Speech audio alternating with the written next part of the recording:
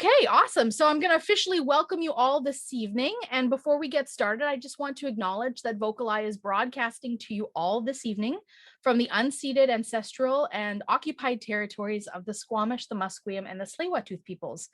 And we are all sort of privileged to join together through the magic of Zoom tonight, but I would love and invite you to take a moment and an opportunity in your own time and your own lives to recognize the lands that each of you are settled on. For me, it's an honor to live, to work, and to play, and to just walk out and enjoy the lands that I live on. I'm Amy. For those of you who don't know me, it's April the 28th. This is our 42nd, number 42 virtual VocalEye event. And tonight we're going to share with you the results of our crowdsourced description project. So cool. I hope, I know you all love this. A few other housekeeping things before I get started. I know that Sarah has put a little post in the chat, or will any moment put that in the chat. VocalEye offers all of their programming free of charge. And so if you have the capacity to make a contribution, we absolutely appreciate that. But there is no obligation to do that. But so you know, it is in there for your quick reference if you want to make a donation. Okay, so instead of doing my typical housekeeping routine, I'm going to share with you the layout of tonight's event because it's a little bit different than what we normally do. So the crowdsourced description project is a special project that VocalEye has been working on for quite some time. And in just a moment, I am going to introduce you to our special guests tonight, who are going to be Jessa Alston-O'Connor and Jiten Beairsto, who you may remember from A Taste of Baroque, which was a couple weeks ago. And after we get some background on the project from our guests, we'll share with you 4 paintings tonight. Each of these paintings that we're going to share were selected, and Jiten's going to go into more detail about this, but were selected from a larger campaign that we put out to the blind community about submitting works of art and artists that they never had described before. So we'll have these 4 paintings, and we'll have a selection of descriptions that go with these 4 paintings. And again, we'll explain to you in just a moment how that works. And then we'll have Jessa join us to do a little curatorial sharing of things that are part of the non-visual experience, things that you wouldn't necessarily see in the painting. And you will also have an opportunity after each painting to do a little Q&A. So we're gonna, so there will be, instead of a Q&A at the very, very end, we're gonna do the Q&A after each of these paintings so that folks can ask questions about the description or details or about the painting. Then of course, we're gonna have our very traditional draw this evening. As most of you know, we do this for any participants on the line that are still on the line when we do the draw, who identify with blindness or partial sight. And we also will have a secondary draw. So we had 20 plus folks from the blind community who submitted their thoughts on what artists or artwork they wanted to be described. And those folks were all entered into a draw for a $50 gift card. And that gift card will be dependent on where they geographically live, because some of them are from the UK, some of them from Toronto, some from all over the place. So that's the layout for this evening, folks. And I'm going to bring in Jessa and Jiten in just a moment, but just a sneak peek of what's coming up next week. On May the 5th, we are going to be previewing You Can't Get There From Here, which is a selection of audio dramas, 3 audio dramas, short audio dramas, from the Toronto's Factory Theatre, and we'll have special guests with us next week. This is from Victoria, but it's all over Canada. Sorry, who's speaking? We might just have had somebody unmuted there for a second, folks. And then May the 9th is a Sunday. So it's a departure from our regular Wednesday programming, but it's a special matinee on Sunday, which is Mother's Day. It's a 1:30 p.m. Pacific time matinee. And it's we're sharing My Mother's Story, which is a group of local actors here from Vancouver, fantastic actors who are going to share stories, real stories of their mothers. So that's going to be really exciting. Okay, folks, let's get into talking to Jessa and talking to Jiten. So welcome, Jessa, welcome, Jiten, to the space this evening. How are you both? I know you're both here. Jessa, let's start with you. Jessa's on mute. I'm here. I was just going to unmute. No worries. That's the magic of Zoom too, the mute and unmute button. So Jessa, welcome. You're our new visual art programmer with VocalEye. And just so people know who you are, tell us a bit about your background. Yeah, so for the past 15 years, I've taught at universities across Canada and worked in art museums in education, doing tours, doing hands-on programs. And for about a year or so before COVID started, me and my other team members at the Vancouver Art Gallery had partnered with VocalEye, and we were doing described tours in person, in exhibitions every month. So helping publics of all sorts connect with art exhibitions and experience art is what I do. And so I'm really excited to now be working with VocalEye on a more regular basis, especially in these kinds of Zoom programs we're doing. Okay, so that's the next question, Jessa, is what is your role with VocalEye as the visual arts programmer? Yes, so there's lots of exhibitions that are happening in Vancouver in small museums and big museums, and there's also a lot of things happening around the world. And so with me now part of the team, I'll be able to go in person, or I'll be able to bring together content from around the world and then bring those art exhibitions virtually to the VocalEye community from the comfort of your home. So I'll be sometimes working with a curator or going in person, and I'll be able to describe and give you a virtual experience of all kinds of exhibitions coming up, usually about once every month. Awesome. Thanks, Jessa. I'm going to just switch our focus to Jiten, because Jiten is no stranger to most of us, back by popular demand to do this. And I think this might even be your last day with us, Jiten, with this crowdsourced description project. So why don't you lay out for us what this project was about? Because I just want to sort of jump right into there, knowing how much time we have before we actually start the programming. So what is the crowdsourced description project all about? Yeah, for sure. I think the idea behind it is, I mean, this is something that Steph and I talked about back in January. It was an idea that she's had for a long time of wanting to somehow provide multiple perspectives in audio description. So, we talk about seeing an artwork through someone's eyes, and, we all realize that one set of eyes is limited in a way. And this is an attempt to broaden that. Awesome. So let's just jump into what the parameters were, Jiten, because certainly there's a lot of moving parts to put a project like this together. So where did we start?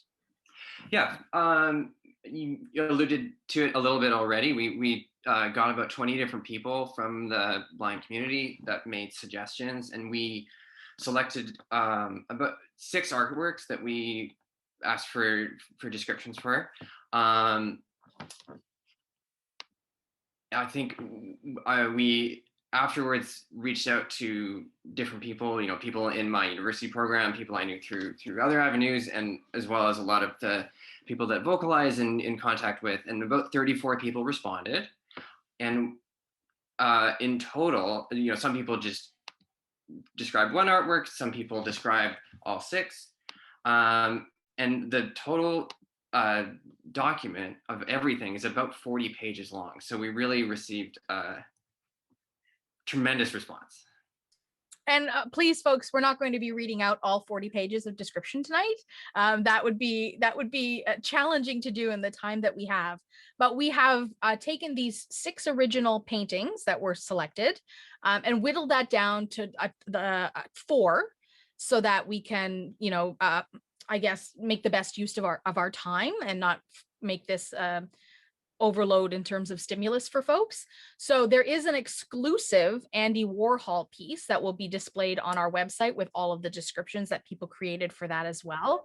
And of course, to our lovely describers who put all the time and effort into these pieces, if your description isn't shared this evening, they will all be on the website. So I encourage folks to visit the website in their own time and check out all the variety of different descriptions that were there. Because I think you'll really find some surprising stuff. And then there was one piece, Bear Medicine, that we're going to possibly create a whole Indigenous arts event around. And so we have we're holding that one close to our chest for now, for the right time to share that with the right people in the space to share that. So if you're wondering, that's what's happened to that particular piece. So really excited. So Jiten, people were given parameters right? The describers were given like instructions. I hate to use the word instructions, but parameters. What Yeah. were these parameters? What were they asked to do with these visual art pieces? Well, we asked them two questions, very open-ended. First, tell us what you see, and then tell us what it makes you feel. And you can imagine it's that second one where we got really different responses from people. And we also asked people to be somewhat concise. So keep it under 2 minutes, let's say. Right, right. And you also asked describers, I think, to give a 1-sentence, intro to who they are. So we'll hear that tonight as well, as the descriptions are read aloud. So if you hear that, if you hear somebody say, "I love ice cream," that's not part of the description. It's part of who the describer is. Their identity. Their identity. That's right. I love like their little tagline, right? I love that. I love that. Okay, so Jessa, we're going to see 4 paintings tonight. Can you just quickly rattle off what those 4 paintings are in the order we're going to receive them? All right, so we're going to start off with the Mona Lisa by Mr. Leonardo da Vinci. And then we will have The Cow with the Pearl Earring by British artist Carolyn Shotton. And then The Canoe by Canadian artist Tom Thomson. And then we'll finish with an abstract painting, Autumn Rhythm number 30 by American painter Jackson Pollock. All right, so 3 fairly notable paintings / artists. I know that there's lots of other details we can get into, and I think we'll get into some of those as we go through the Q&As after the paintings and the Q&A later this evening. But I want to invite Ingrid Turk and Eileen Barrett into the space because the 2 of them, as well as Jiten, are going to be reading out the descriptions. So let's start with Ingrid. Ingrid, would you like to just give yourself a quick introduction for our crew? Hi there. I think many of you will recognize my voice because I've been describing with VocalEye for 8 or 10 years, I don't know. And I'm just delighted to be here to read these descriptions as part of this fantastic project. Awesome. And Eileen, welcome. Hello, Amy. Hello, everybody. It's so lovely to be here. Like Ingrid, I've been a describer for VocalEye with VocalEye for 8 to 9 years, I think now, because I'm really old. And just delighted to have the opportunity to dig into this new juicy way of describing with other people's descriptions, which is fascinating. And I know Jiten's going to read some of the descriptions, and I might read one, maybe. Okay, I will be reading one that I wrote shamelessly. So this is going to be a really interesting night, and I'm super excited about it. And just for some context and formatting, again, we're going to go through. So we'll start with Mona Lisa, and then we're going to listen to each of these describers read out these descriptions. And there's 6 to 8 for each painting. And then I'm going to ask folks in the audience if they want to join in a Q&A with Jessa, and we're going to sort of unpack a little bit, and then we'll move on to the next one. And we'll just go through these 4 systematically, folks, and with excitement and vigor and no judgment of folks, because folks, they put their time and their effort into creating these descriptions. And so we want to honor their participation as well. Okay, we are 1 minute away. Jessa, any last thoughts before we get into this? I'm just excited to hear such different experiences. And as we go on, you'll see that, there's lots of similarities, but the uniqueness of every person's personal experience, I hope, shines through. So I am enjoying listening to these just as much as you'll be hopefully enjoying them as well. And Jiten, for you, any last thoughts? You did a lot of the curation for this, so you took all the descriptions and had to go through them all and make a selection for our audience tonight. What are your last thoughts? Well, I'll say one thing, which is that there actually wasn't so much curation on my part in terms of me deciding which ones I liked. It was a lot more trying to figure out how we can get at least one inclusion from each person. Right. Overall, the one thing I want to say is that this is our first time doing something like this. It's an experiment. So we're really keen to hear what people think in terms of what works for them, what doesn't. And, hopefully we'll try some version of this again in the future. Awesome. All right. So I've got 7 o'clock Pacific time, ... which means it's time to, I would normally say hit play, but since we don't have a video to hit play, I'm going to say, Jessa, what is the first painting we're going to experience tonight? All right, so we're going to start with the oldest artwork of the four. We're taking you back to the early 1500s with the Mona Lisa by Leonardo da Vinci. So it was painted between 1503 to 1506. It is an oil painting on wood, and the size is about it's a vertical portrait. It's a vertical rectangle, and if you can imagine the space between your elbow and your wrist, it's about 2 of those wide and about 3 of those tall. So you could hold this painting in your hands if you could, but you can't because it's worth $500 million. It's a postage stamp. That's roughly the size of this very old portrait. Awesome. Okay, Rick, we'll get you to put up Leonardo da Vinci's The Mona Lisa, please.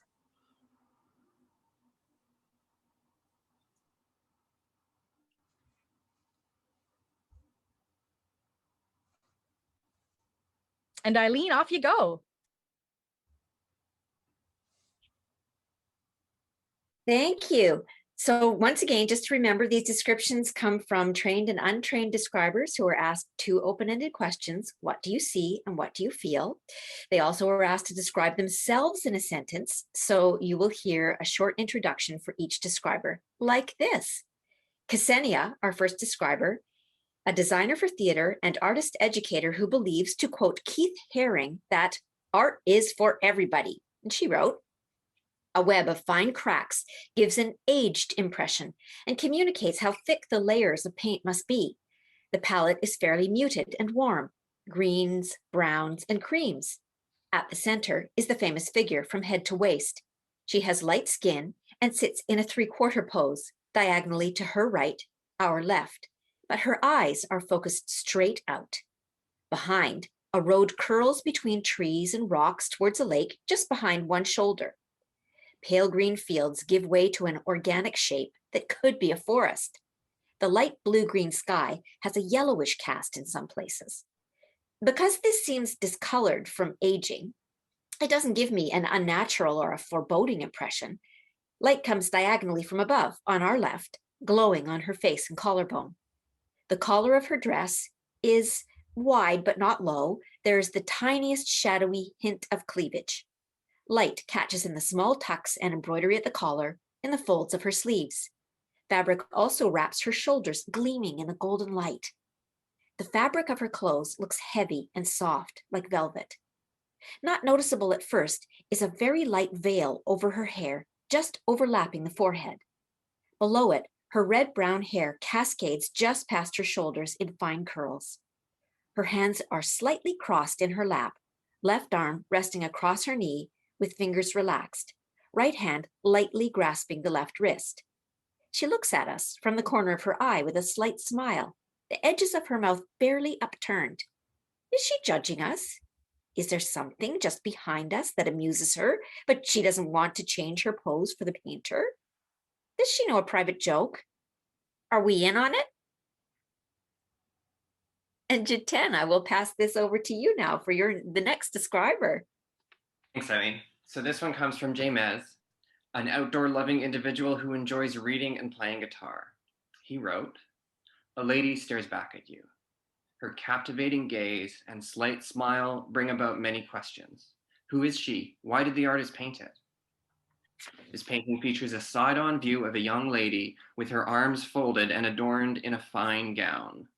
Due to the age of the painting, some of the colors have faded, with the palette being of dark browns, deep greens, and faded blues. Another feature of the age of this painting is that upon close inspection, the painting is also cracked. The background features a small mountainous range with a winding path crawling its way over the subject's right shoulder. Over the subject's left shoulder, a river roars under a bridge and off of the canvas of the scene. The lady has dark brown hair that is slightly curled and looks soft to the touch, and her pale white skin is brightened by the light of the sun. She wears a see-through thin veil over the top of her head that could almost be mistaken for a shroud or a halo. The lady's deep brown eyes look back at you and almost follow you from every angle of the painting. The subject's slight smile indicates that she was very happy to be there and to be painted in this fashion.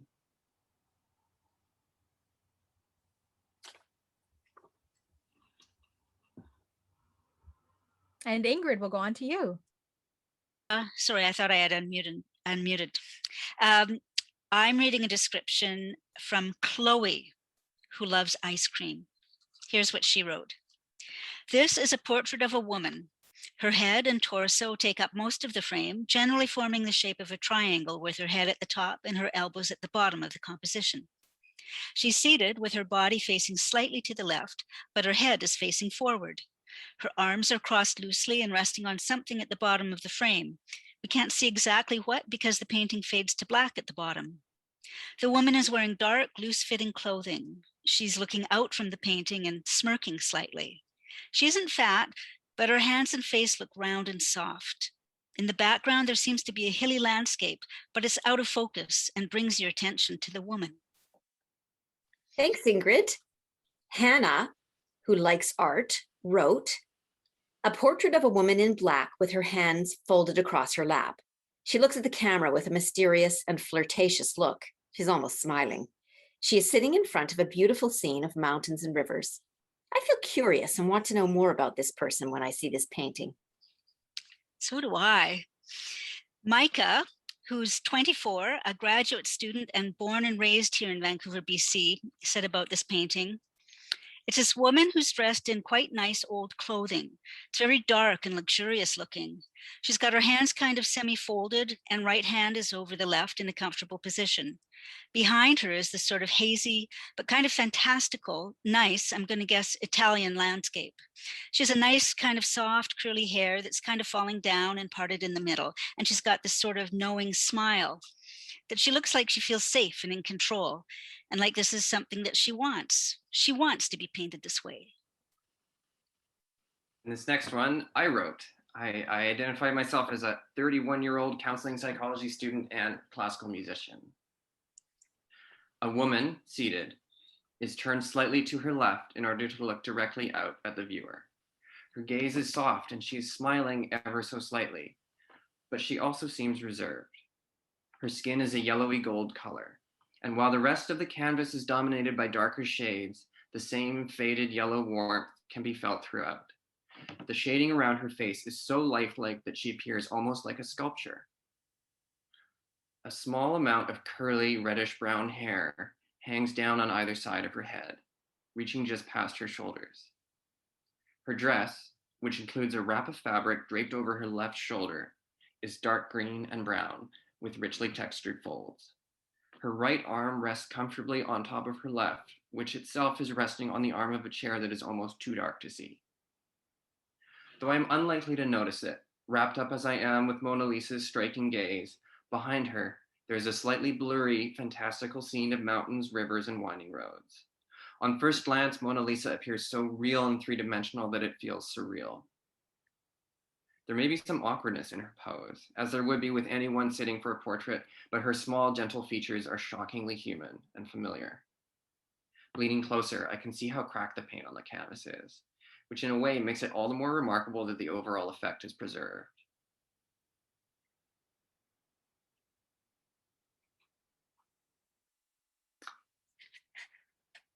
And Ingrid, you're up again. You may be on mute.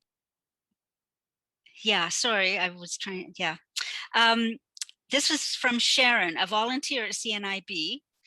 She's been a vision mate since 2003, who also volunteers as a theater buddy for the VocalEye organization. She wrote, I see a half portrait of a noble woman said to be of the Italian Renaissance. The young woman in the portrait is handsome with straight brown hair just past her shoulders and is parted in the middle. She's a long nose and a small mouth. There's a hint of a smile on her face. She has dark eyes, but doesn't appear to have any eyelashes or eyebrows. She's sitting with her left arm resting on what seems to be an arm of a chair, and her right hand is resting over her left wrist. And because she's sitting at a slight angle, her left side being more forward, she's looking directly at the observer out of the corner of her eyes. The woman is dressed in a dark brown robe over a brown dress. A slight cleavage is visible. She wears no jewelry. Behind her is a landscape of valleys, mountains, and a river. The land at the lower part of the landscape consists of browns and reds, where the upper portion of the mountains and water are in shades of blues and greens. I was fortunate enough to have seen this portrait in person at the Louvre Museum. My first impression of the portrait was how small it was. It's only 30 by 21 inches. I guess in my mind's eyes, I had imagined it to be much bigger. The other thing is that with that slight smile on her face, it always impressed me that she's keeping a secret. What do you think, Amy? You know, I've seen this painting twice at the Louvre, once as a sighted person and once as a low vision person. And I had never thought about the secret keeping. So that's, I resonate with that now that I hear it, but it had never come to my mind. So Jessa, let's welcome Jessa back in. And before Jessa goes through some curatorial stuff, I want folks to know that if they'd like to raise their hand to ask a question about this painting, or, and I think maybe we'll, so use the raise your hand function if you can, and I'll call on you. And in the meantime, we'll get Jessa to just unpack this a little bit for us, Jessa. So I leave it to you, my friend. Yes. So listening to all these descriptions, maybe you heard there's a few similarities. People would bring up a few of similar things. So I'll touch on some of those. And I'm also going to give you a little insight into some of the mystery around this painting, which is partly why it's still quite famous. So some people mentioned the cracks. When they got really close, they noticed the cracks. And this happens because, well, 500 years on, oil paint can crack, especially if the moisture or temperature changes. And then the wood that it's painted on expands or contracts. And you can imagine it's probably been to many places in hundreds of years. So oil paint can last for centuries, but that cracking just happens because of how the wood or the oil has expanded or shifted over the many, many centuries. A lot of people talk about how dark it is and how discolored it is. So the whole painting has this kind of orangey yellow glow, and some of the shading is really, really dark. And this is because after 500 years, the varnish on a lot of older oil paintings, it kind of turns a bit yellow, and that as a result tints the way we see it. But we have seen other versions of this painting from students of Da Vinci's, where we actually see that she has eyelashes, she has eyebrows, she has rosy cheeks. The landscape behind her is kind of a mystical bluey green mountains and rivers. And we know that she's actually sitting outdoors on like a terrace, and there's a railing behind her. But in the painting in Paris, it's so dark because of age that it's hard to see. But luckily, because of students who copied him in the Renaissance, we've compared the two, and we can see that it probably was a lot brighter when Da Vinci first painted it. I've got a hand here from Megan. So let's ask Megan's question. Megan, why don't you go ahead and ask your question of Jessa or of the Mona Lisa painting? And then we'll let Jessa give us some. Oh, yes, please do. Yes, so I believe that the Mona Lisa was born in Italy, right? Who was the Mona Lisa? Like, was she like a princess of some sort, or? That's a great question. And it's a question that people have been trying to answer for hundreds of years, because there wasn't a name tag with this painting when Da Vinci died. So we don't know for sure who she is. But we do know that there's, in a history book in the 1500s written about him, and in letters, it did mention that he was making a portrait of a woman named Lisa del Giocondo, and she was the wife of a wealthy merchant, a silk merchant from Florence. And so people think that this might be that portrait, but there's also other theories that she could be a number of other women that were known to be painted by him at that time. So we call her the Mona Lisa because of that name, Lisa del Giocondo. And the word Mona is like Miss, or a Ms. It's like a short form for Madonna, only it's just Mona. So it's a short form. So we think that she's the wife of this merchant, but there's still a lot of mystery about exactly who she is. Does that mean if I was born in the time period that this painting was in, that I would be Mona Amy? Yes. You could be Ms. Amy or Mona Amy. I think I'm going to adopt a new title. Folks, if you have other questions of Jessa, please use the raise your hand function. That was a great question from Megan. So Jessa, I'm going to let you continue with your the content that you'd like to share, and then we're going to take a question from Wendy after you've shared a little bit with us. Great. I see a question from Julia in the chat, and she asks, how did it come to be in the Louvre, and how how has it been there? So one of the French kings, Francis, several centuries ago, he acquired it. Da Vinci spent a lot of time in Italy and in France. And so lots of kings and queens of Europe collect art over the centuries, and that's how they have that in their countries today. So because one of the French kings owned it, it's been in the national property of France for several centuries. And the Louvre is where they show a lot of that national art. So a king picked it up, lucky him, and that's how the Louvre has it today. Another element that people often talk about with this, and a few of the describers mentioned it, is it's hard to maybe see the eyelashes or the eyebrows because his painting technique, he would do very sheer layers of oil paint. So it would have no harsh lines. So her lips are very softly shaded around her eyebrows, and her eyes are very softly shaded. And I think one of the describers says that she looked almost like a sculpture. So it makes a very soft effect in the background, but also around her face. And so that technique is called sfumato, which means like a smokiness, like a layering of sheer layers of oil. So it seems like it's a smoky shading, there's no scratchy lines around her face or around the landscape. So it makes it a more mysterious ambience, which partly creates that mystique around Mona Lisa's smile and, what is she thinking, and those kinds of questions a lot of us wonder. Let's take a question from Wendy. You're on mute, Wendy. Hi, thank you. So one of the theories back hearing it long time ago, whether in art class or anything like that, was, the reason why the painting was so famous is because she has that smile, and it was one of those things was what's not commonly known to be for a painting to have a smile. So it kind of draw that sort of like a wow attention. Can you enlighten any of us about that kind of theory? Yeah, so during the Renaissance, this was a time when we saw people asking for portraits of themselves, of family members. So portraits of a person was becoming kind of a new thing. And a lot of portraits are very serious. You're sitting there sometimes for hours and hours while someone is painting you. Your face is going to get tired. So a lot of people are very serious in their portraits in those years. And so her small smile, is it because she's happy? Is it because she's flirting? Is it because she's suspicious? Because the smile is not huge, it's subtle. And therefore there's a lot of mystery around exactly what she was thinking and why she was smiling, because it's a little smile, but it's not enough to really be laughing. So because of that slight smile, it leaves a lot of openness for us to wonder ourselves. Thank you for the question. Yeah. Any last thoughts on this particular piece from you, Jessa? I'm sure we could spend the whole 2 hours just going through this one piece. Oh, I think it's a painting that a lot of people hear about. Some people see it in real life, and some of us see it in online, and it's in pop culture.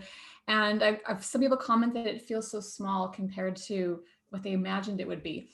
In the Louvre, she's sitting alone on a very large wall, and it's a palace. It's like a 2 or 3 story palace tall. Like the room is so big that she feels very small, and she's surrounded by a lot of very large paintings. But if you actually think about a couple of your arms width, she's a sizable painting, but she seems small in those spaces. But her fame in many ways has kind of built up so much hype around her, so much imagination around her, that sometimes seeing the real thing can be a little bit unexpected when you realize it's kind of a normal sized object. But she continues to be a piece that fascinates us, and I'm glad that it was one of the iconic works that some of you asked to see. So it was nice to start off with her tonight. It was a theme. A lot of people put forward Mona Lisa as a request. And there is a note in the chat that I don't always see the chat, friends, but Jessa's backing me up on this too, asking about Leonardo da Vinci's, I was just about to call him Leonardo DiCaprio, Leonardo da Vinci's signature on this piece, and whether it is signed, and if it is, can you describe what that signature looks like? That is a great question. She's not signed, not all artists sign their works. I'm just going to see if I can pull up his signature. All right, so his signature, he would sign it in several ways. Sometimes he would sign his first name on top and his Da Vinci on the bottom. Sometimes he signed his name in one line. So it looks like he didn't have a single signature.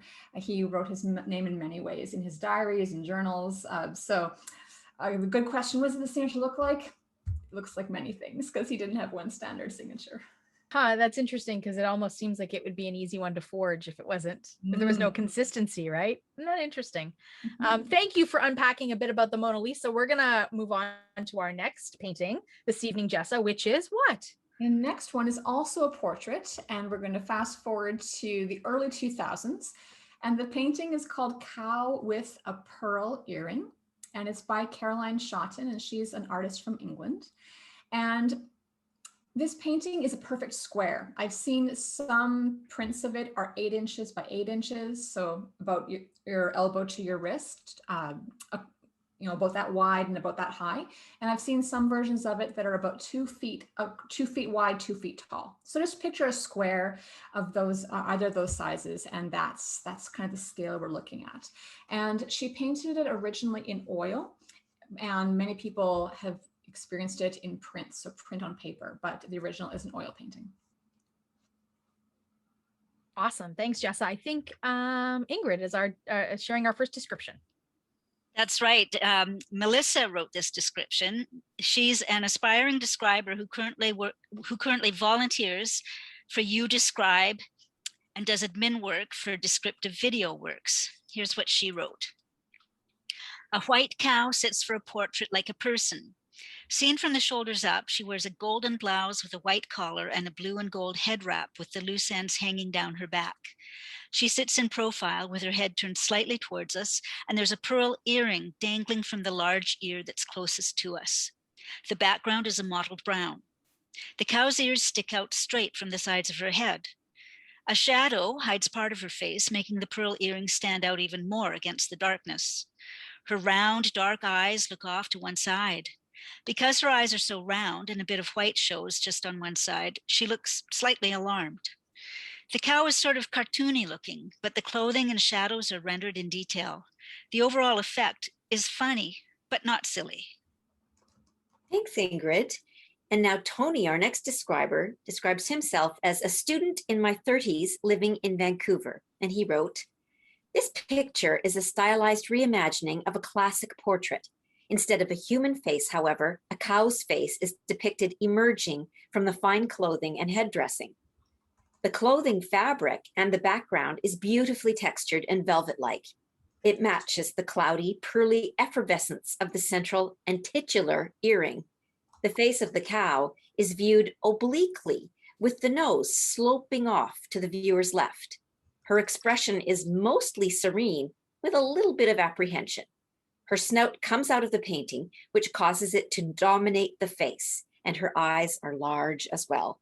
This painting evokes playfulness in its essence, but seriousness and stark realism in its execution." Next one's from Dave, who said he was awake at 5 a.m. looking for something to do other than jump into a cold ocean.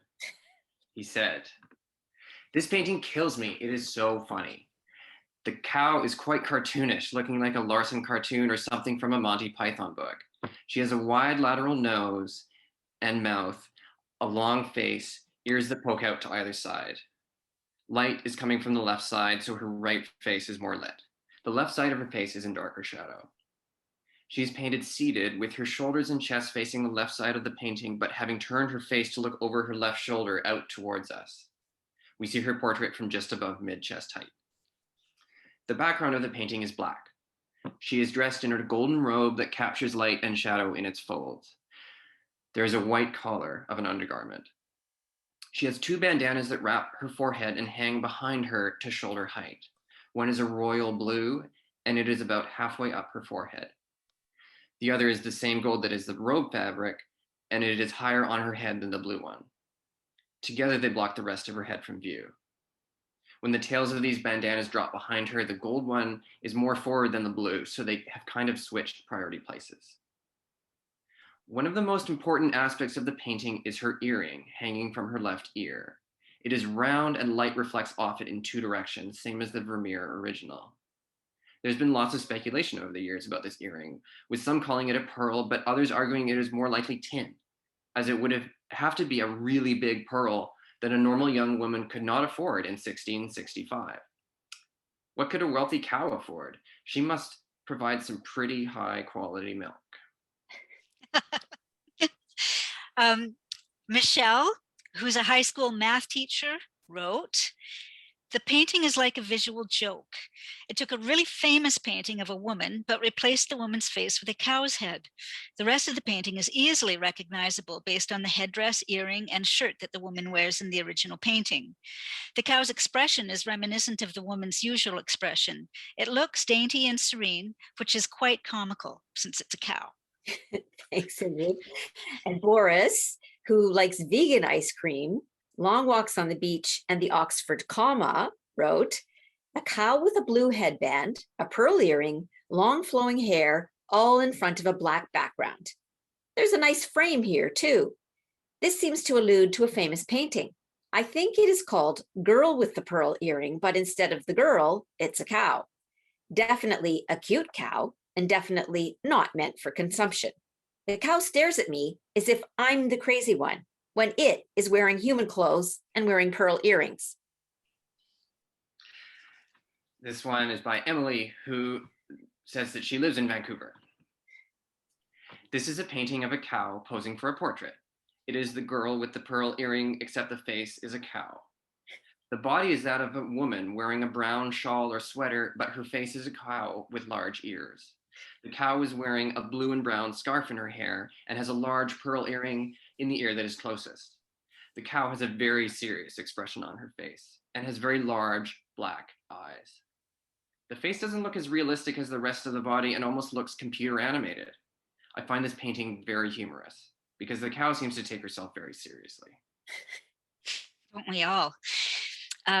This is Geneva, a 26-year-old female with a master's in urban analytics, currently living in Vancouver.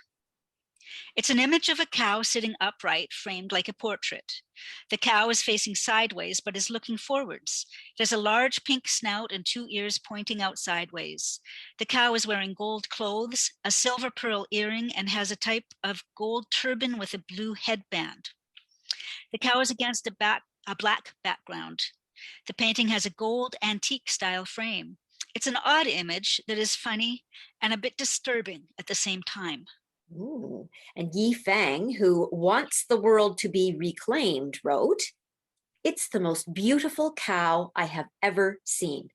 A headband holds its sultry hair back, and a tender fabric draped around its head slides down the back of its neck and between the shoulder blades.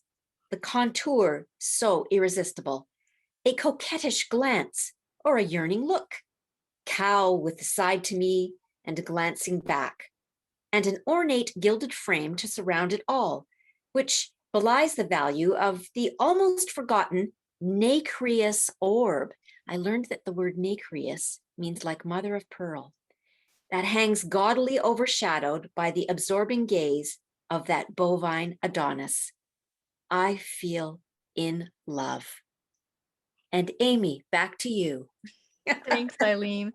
I love it. I worked in the jewelry industry for many years as I was a student of gemology for a time, and the nacre is the layers of the saliva of the oyster that cover the pearl. So nacreous, that's the nacreous. So there's where that term comes from, friends. Jessa, gonna invite you back, and of course to our friends in the audience tonight, if you have questions about this particular painting, you can use the raise your hand function, or post your questions in the chat, and we'll do our best to keep our I'll do my best to keep my peepers on them. But Jessa, tell us a bit about this painting. All right, so Carolyn Shotton, she's a commercial artist, and by that I mean she makes art, she sells it in private galleries, people's homes, but also she makes greeting cards, jewelry, like she has all kinds of products that has her art on it. And back in 2007, she made this project with cows, and a lot of the describers tonight mentioned how comical and funny and fun this painting is, and that was really her intention.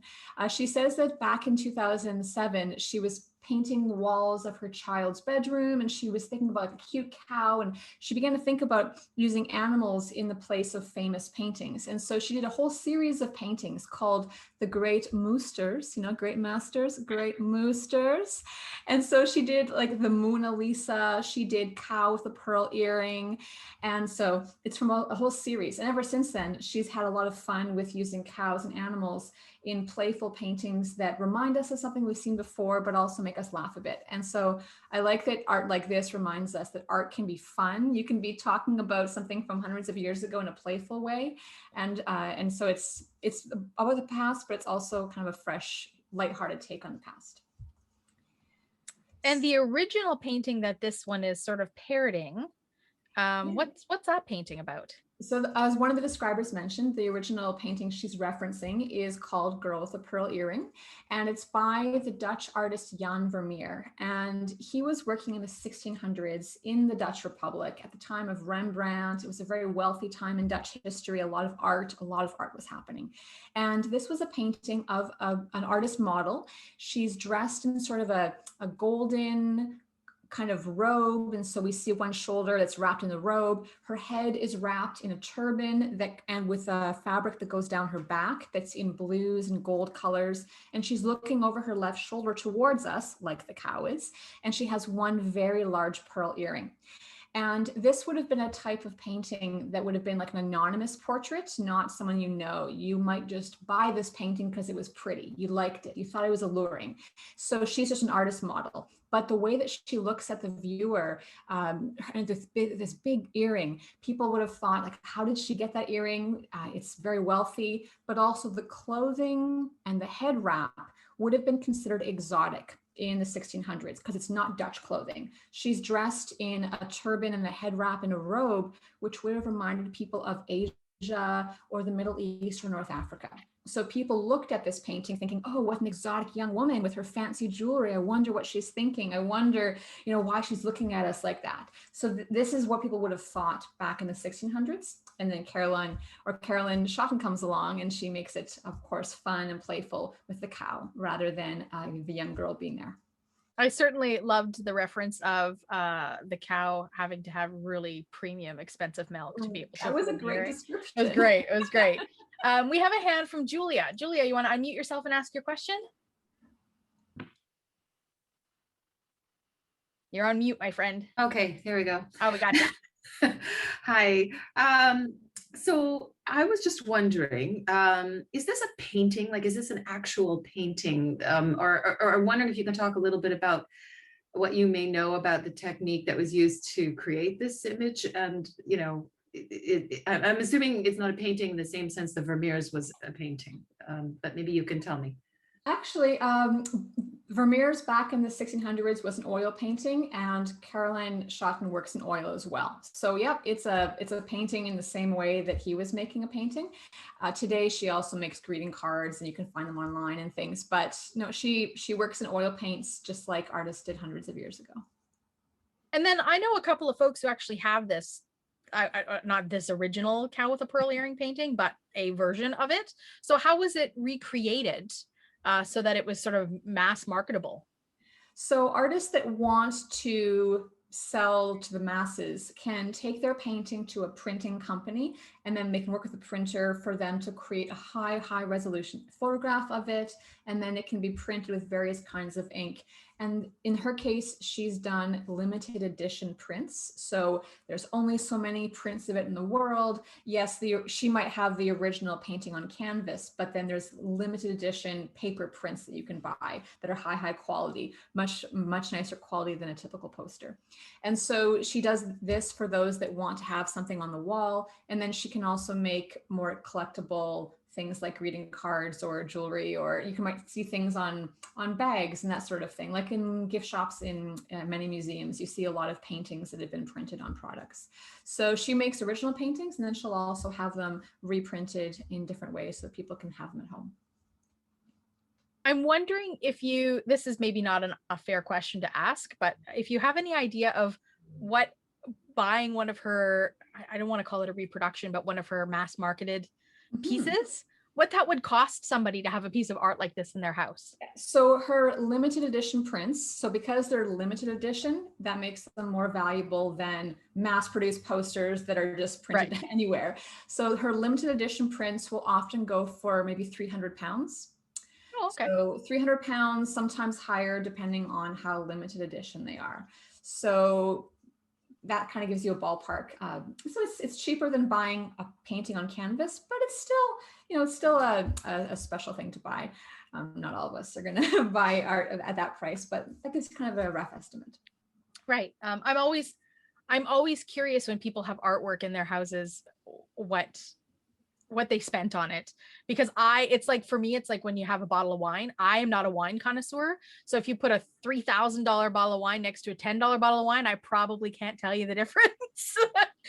So sometimes I look at a piece of art in somebody's house and I can't tell that it's a poster because it's just beautiful, and that they may have spent $25 on the poster, right, to have it framed. So I love the context.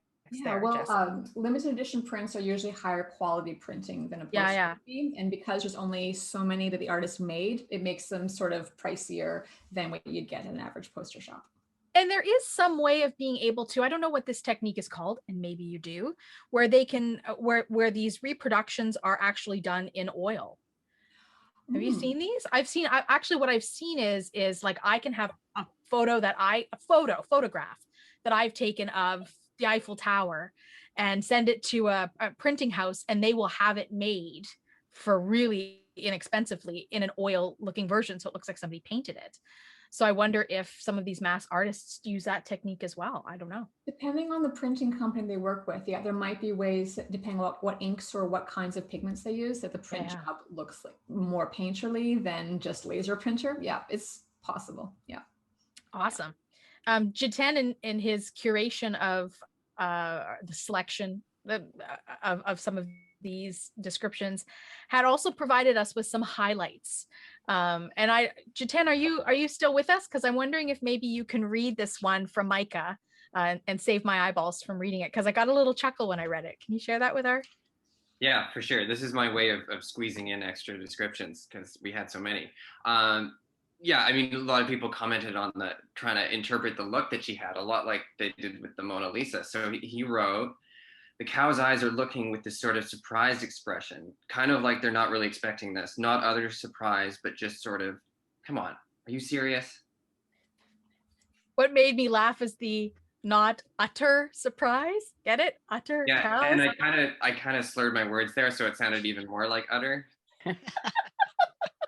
But it's what's interesting to me about, again, this whole idea of sourcing descriptions from folks with different lenses, different life histories, different educational backgrounds, different, like all the things that make us a human being before we're put in front of that piece of artwork, is so unique, because I hear the humor coming out in some of these folks that are describing this, and I, again, with my partial sight, miss that. I don't see the humor. It's not obvious to me.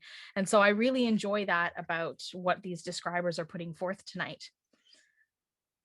Jessa, we're going to go on to our next piece. So what is it? All right, so we're moving away from paintings of people, and we're going to look at a work that is a landscape. So this is a painting called The Canoe by Canadian artist Thomson. And it was painted in the spring or fall of 1914. And it's oil paint on canvas on a piece of wood. And the size of this painting is quite small.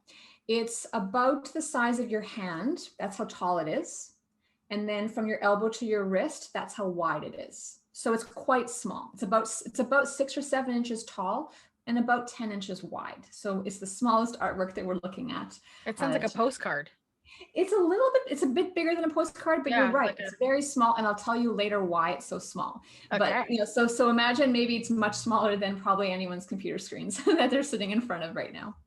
All right. Okay, we'll get Rick to bring up the painting, and we'll start with our descriptions. Great. So our first description comes from Maria. She says she lives in Vancouver, works in nonprofit management, and spends her spare time rock climbing.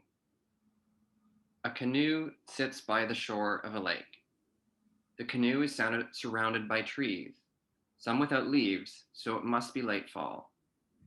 There are clouds in the sky, and wind has created waves on the lake. The picture feels like the changing of the seasons from fall to winter. And Anne wrote, I have worked as a professional describer in theater and the arts for 30 years. This landscape painting, wider than it is tall, shows a wooden canoe moored close to us at the edge of a lake. In the distance is a cloudy gray sky above a distant wood on the far shore. The lake, which fills much of the painting, is painted in shades of dark and mid-blue, its surface lively, its ripples crested with white. The shore snakes inward to the right, and here is another clump of trees in the middle ground. Dry grasses here blow in the breeze. In the foreground, close to us, is the canoe, which stretches the full width of the painting, white on the outside with warm polished honey wood on the inside.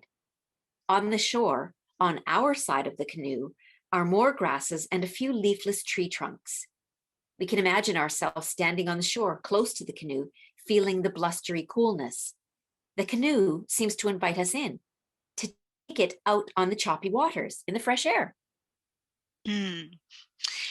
Rick, a retired filmmaker living on the Gulf Islands, writes, the painting is a landscape, a shoreline view of what appears to be a northern wilderness lake. In the foreground is a wooden canoe, its hull painted gray. The canoe is set behind a few bare, dead coniferous trees, and in the background, a heavily wooded point of land protrudes into the lake. This time, the trees are alive, dark green in color. The sky is a cloudy gray with glimpses of blue showing. The clouds and smaller whitecaps on the lake suggest a slightly stormy spring day. This painting strongly evokes for me the experience of the wild Canadian North, a part of the country I know well. I can feel the coolness of the air, the wind blowing. This is not the glory days of summer. It is rather the earlier, blessedly mosquito-free time of year, when storms are more prevalent and frost can occur at night. It also evokes for me the experience of being alone in the wild country, another circumstance I know well. There are no human figures in this painting, and I get the feeling that the person paddling this canoe is traveling alone. Megan, who says that her fashion choices are not based on how things looked, but based on how soft the fabric is, wrote, the focus of this painting is a canoe without a paddle inside it. The canoe takes up a lot of space. If the painting were a standard size letter folded in 3 inside an envelope, the canoe would take up the entire bottom fold. The canoe is resting on the shoreline of a lake. In the middle of the painting is the lake. It's dark blue with lots of waves. It's a dark, cloudy day. In front of the canoe are some large bare branches and twigs that cover the ground and stick up into the gray sky. The branches are about shoulder height from the ground. There are no people in the painting. If someone wanted to get into the canoe without moving it, they would probably trip or get tangled in all the tan branches. The mood is not very inviting or joyful. Mostly, canoeing is something people do for fun, for leisure. But in this picture, the canoe seems to represent the transition between shore and land, a place of challenge and danger. The painting is definitely not something I would want to look at on a regular basis. The whole scene seems a bit neglected, like no one has used the canoe in a while. Maybe the canoe has been sitting there over the winter. It makes me a bit defeated looking at it, reminding me that even things that are associated with fun can lose their shine in reality. Oh. Leslie, who's retired with time on her hands to help where she can, wrote, in the foreground of this painting, there is a gray wooden canoe resting against the lake shore. The water is choppy and the sky is mostly gray, with clouds giving the impression of a cool, windy day. The surrounding forest is rugged and dense with trees. The shoreline is littered with scruffy dead trees. This painting feels cold, unwelcoming, outside of my comfort zone. And Yun Zhu, a Belgium-born, Taipei and Prince Rupert-raised arts administrator and producer, currently in exile due to the pandemic, wrote, This is an oil painting done in bold, simple brushstrokes that seem pregnant with the sort of restrained stillness that often comes before a storm. In the foreground is a white and yellow canoe leaning against the shore, tucked up against some gnarly driftwood and a few naked trees. Beyond, the water is choppy with blue and white waves. In the distance, gray clouds hang low overhead, painted with long, heavy brushstrokes that speak of rain. Beneath the clouds, an unbroken line of evergreens sits on the horizon, smearing together in a line of yellow and green.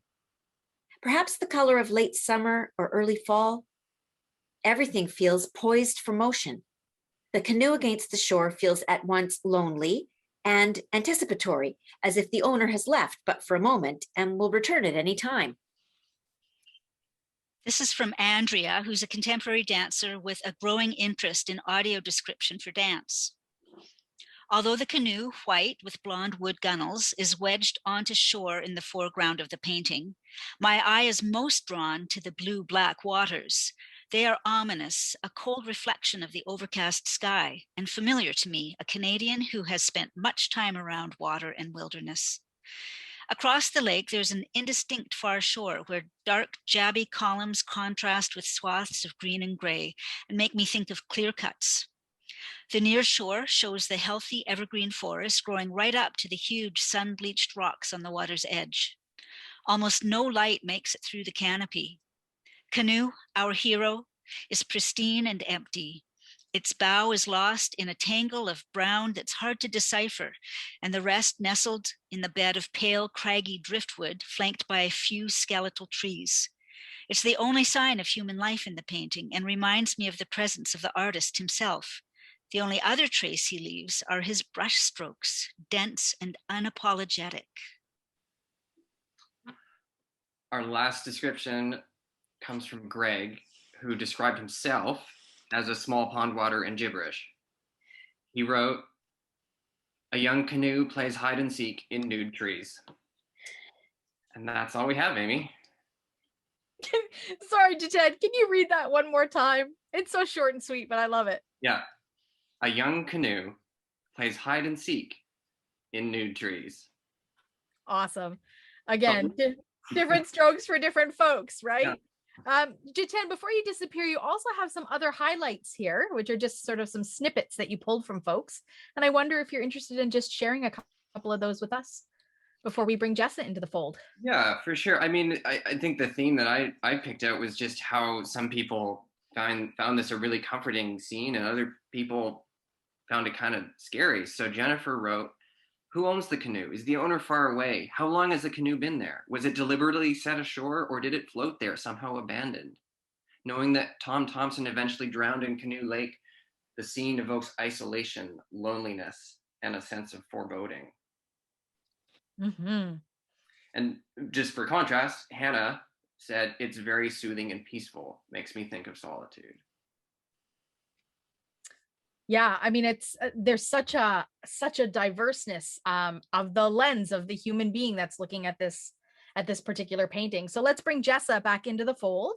And again, a reminder to our folks in the audience, if they have questions about this painting, they want to know more about the, described in more detail, or have questions for Jessa, please use the raise your hand function or the chat function, and we'll bring those into the fold. But Jessa, so what is this painting all about?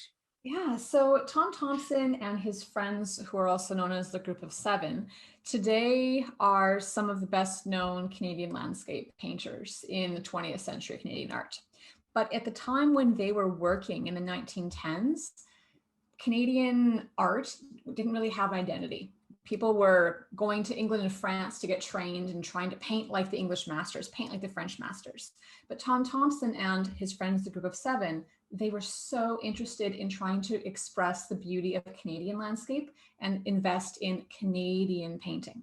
So with this painting, Tom Thomson was someone who loved the wilderness. He loved nature. He would go on camping trips, and he inspired his friends, who became the Group of Seven, to come with him. And so he loved being alone in nature. He loved the ruggedness, the broken trees, the dark colors, the vibrant colors.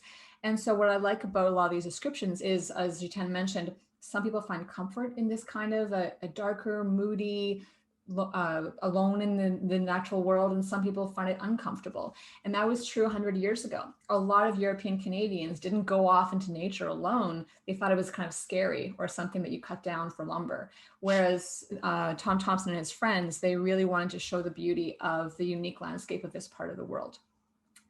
Another key element I mentioned at the very beginning is the size, how small this painting is. So it's about as big as your hand tall, and then about as wide as your elbow to your wrist. And this small painting on a little piece of wood, they would do these paintings, Tom Thomson and his friends, because you're outdoors. You've got your tent with you. You've got your paintbrushes with you.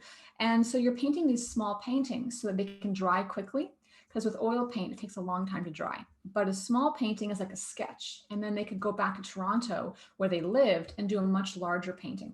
So actually a lot of Tom Thomson's paintings are very small like this. And then he would do much larger versions at home in Toronto. So in this case, it's him sitting outdoors in the wilderness with a small little canvas to paint on, so it was portable, but this is what he felt in the moment. It wasn't him back home in his studio painting. It was him sitting on a log maybe and painting fresh with the air around him and the wind around him. So you can kind of picture this is like his immediate experience of that kind of gray, rainy day. I know we have a hand. And a hand. We've got a hand. Yeah, we've got a hand from Megan. So we'll invite Megan to unmute herself. Sounds good. And then we've got a comment in the chat. Mm-hmm. So where is, so it's called, the lake is called Canoe Lake, right? And where is this lake and canoe? Like, is it in northern Canada, but where in northern Canada? In the north? Yeah.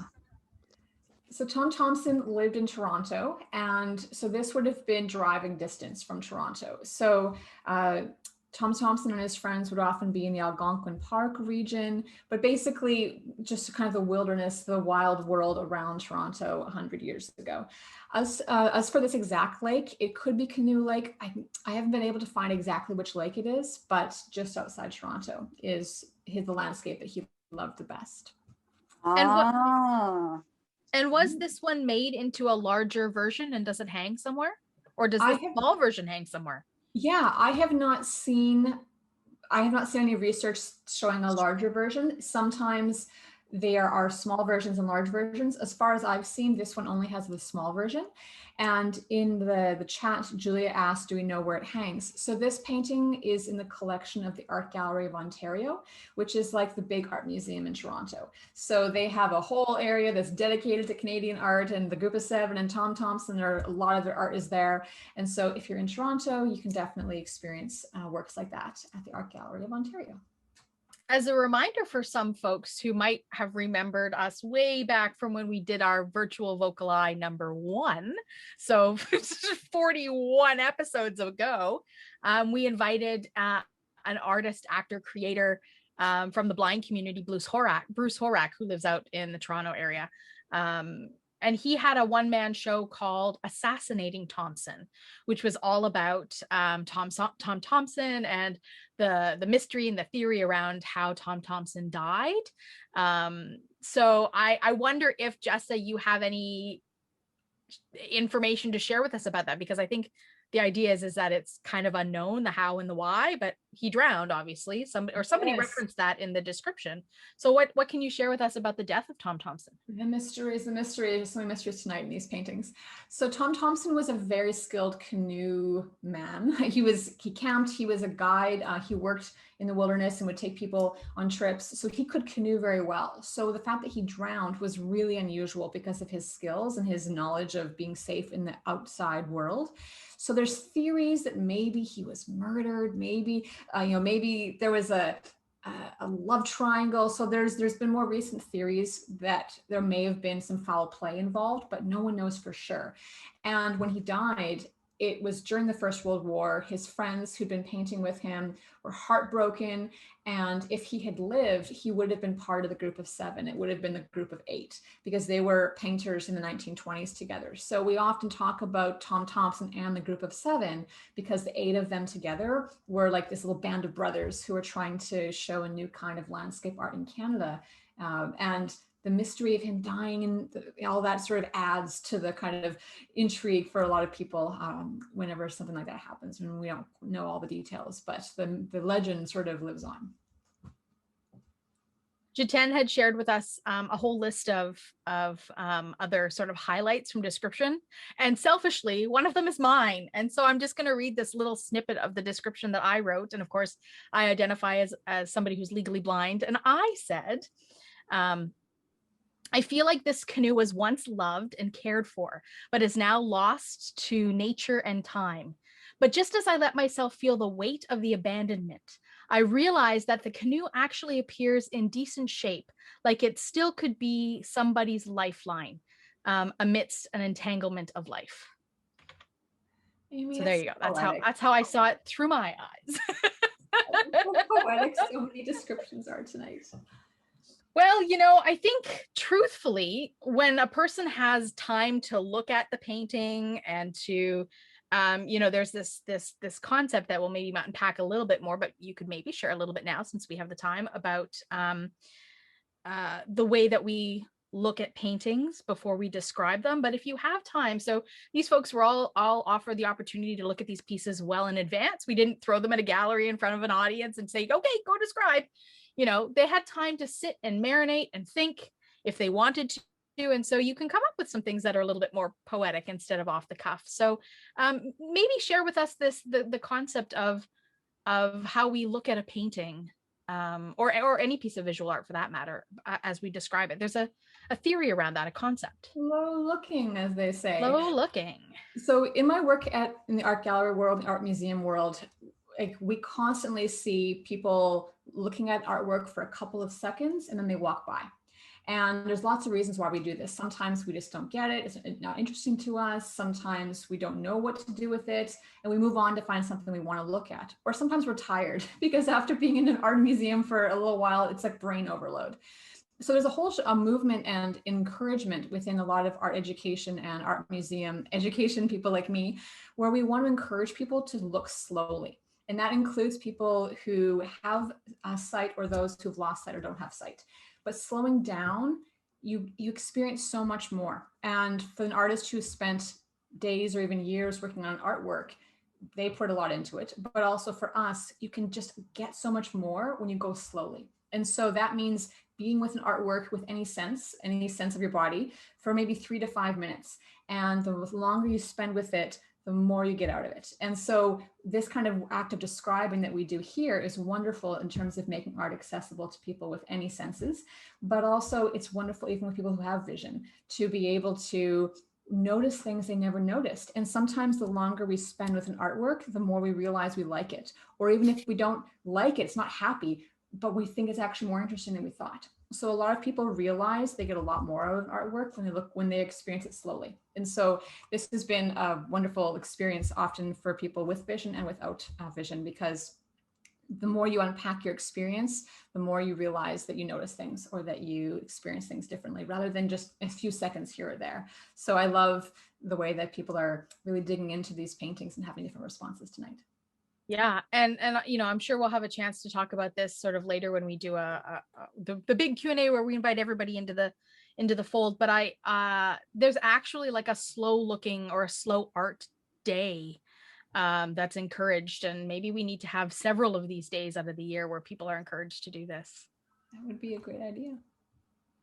All right, Jessa, we've got one more painting to explore tonight with another list of descriptions. So what are we about to see next? All right, we're going to shift gears entirely. This is the only non-representational artwork tonight. So by that, I mean abstract. So this is a painting called Autumn Rhythm number 30 by American painter Jackson Pollock. And it was painted in 1950. And this painting is huge. This painting is about 17 feet wide, so it's the length of a pickup truck from bumper to bumper, and it's about 9 feet tall. So it's probably the height of most ceilings. So wherever it's a floor to ceiling kind of. It's a floor to ceiling painting that would go up to your ceiling and would be as long as a pickup truck. Sounds like it needs to be wallpaper. It could be, yeah.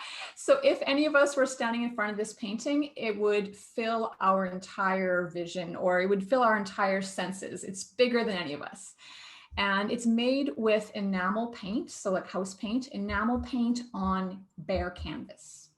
So think big, think canvas, think paint. And I love the descriptions we're going to share with you, because you'll get a sense of so many different responses people have had to this painting. That's the fun of abstract. So Rick, if you can bring up Autumn Rhythm for us, that would be great. And I think Eileen is kicking us off with the first description. I sure am, with Lane, who describes themselves as a classically trained musician who paints abstract art. And Lane wrote, the background, majority of the image is covered in dripped paint of white, black, and brown. The drips are most concentrated away from the edges. There are a few solid brown lines which are straight and were painted. The most noticeable straight lines are at the tip in a rectangle sitting on an angle. The image is chaotic, but it does not make me feel anxious. It makes me feel intrigued and inspired. It also makes me want to feel the texture. Jennifer, who is semi-retired and lives on the Gulf Islands, wrote, this massive rectangular canvas is higher than a tall door frame and at least twice as long. The canvas displays an overall dense, tangled web of just 3 colors, dark black, white, and medium to light caramel hues. Pollock's technique predominates throughout, a textured layering of paint drips, spatters, round splotches, delicate and thick gestural lines together create a swirling, energetic movement across the entire canvas. The spontaneity in the application of paint is evident throughout. Since Pollock entitled the work Autumn Rhythm, my initial and literal assumption is that the work could reference a tangled swath of autumn plant debris, branches, brush, and the like. Aware that abstract expressionist artists aimed to create canvases that evoked an emotional response rather than a representational image. Was this title meant to seg into the emotions connected with the change of seasons, of decay, and perhaps death? Title aside, paradoxically, life's energy prevails in the energetic dance-like gestures that move across the canvas like delicate silk threads. Dark lines are suggestive of steel wool, simultaneously blanketing the muted caramel cream colored backdrop in chaotic, jumbled fashion. Considering Pollock's painting techniques, I'm inclined towards feeling that the resulting marks, drips, and lines are a direct display of a work that is unplanned. The painting is perhaps a metaphorical expression of Pollock's neural activity, the spontaneous, chaotic expression of his emotions and feelings at the time he created the work. Wow. Anat recorded this.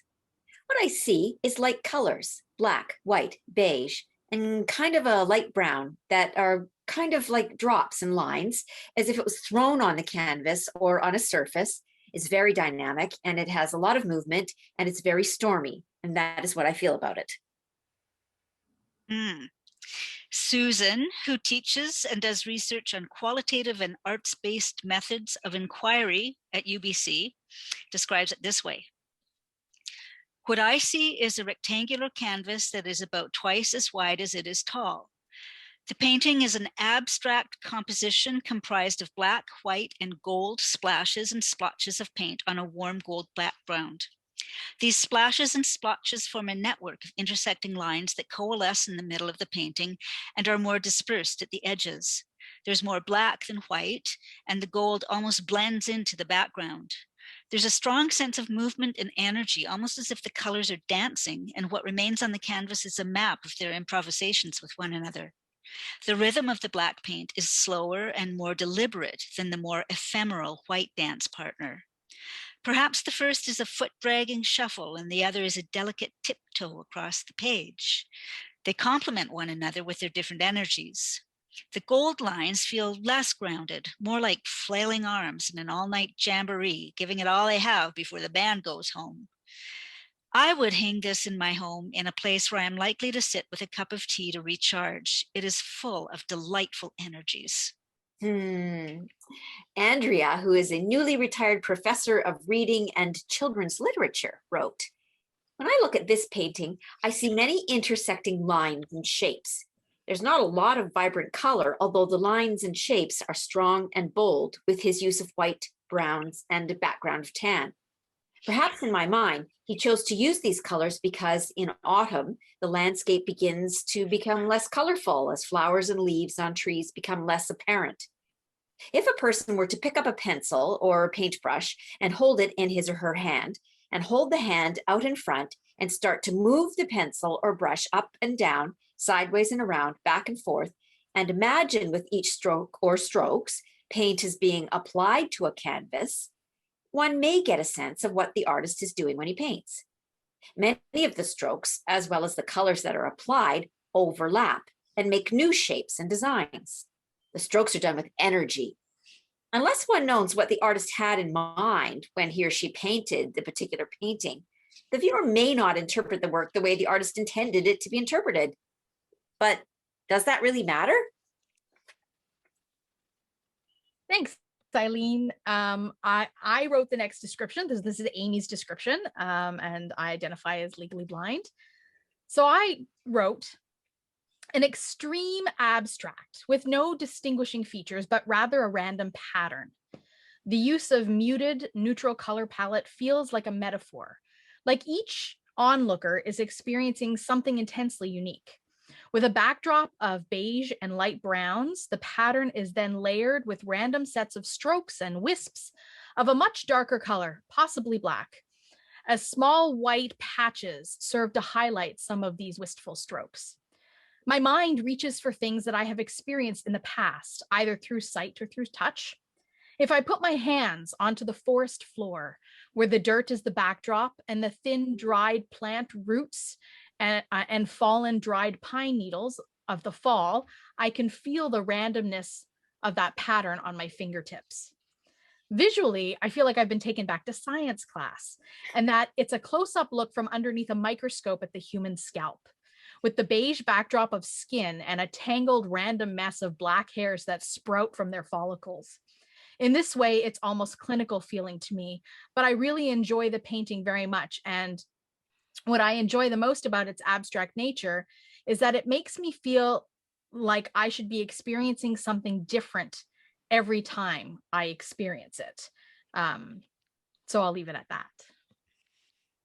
Jiten, to you. All right. Our very last description of the night comes from Andrew, who says he's someone who likes to take a lot of time at an exhibition, absorbing a piece of art, and I'm really missing that these days. Jackson Pollock's Autumn Rhythm is a huge painting, twice as wide as it is tall, and it's taller than the tallest basketball player. The most obvious color in it is black, lines and lines of black that have been dripped, splashed, and reworked, crossing and recrossing. But there's lots of open space between those lines and three less assertive colors behind them. A light beige background covers the canvas, then a darker beige paint has been brushed or poured in lines thicker than the black will be. Then there's white and spindlier drips and pours with a few large blobs in the upper half of the canvas. These two colors, as well as the black, are applied in gestures that don't often reach the sides of the canvas, stopping short or more often curving back towards the middle. The black lines often swing down towards the lower edge, then swoop in a wide curve to fly upward, giving a sense of roundness at the bottom and open-endedness at the top of the painting. Some shorter black lines, mostly in the top half, are broader and more solid among the swirls. The overall feeling for me is of wind tossing around the debris of time, and of the massive energy that Pollock must have used to make these 8 and 9 foot sweeps. There's a sense of speed, a need to finish before it's too late. There are perhaps hints of bare branches in the thick black strokes, sunlight in the white streaks, and shadows in the beige, but movement is the key. All right, Amy, that wraps up their descriptions.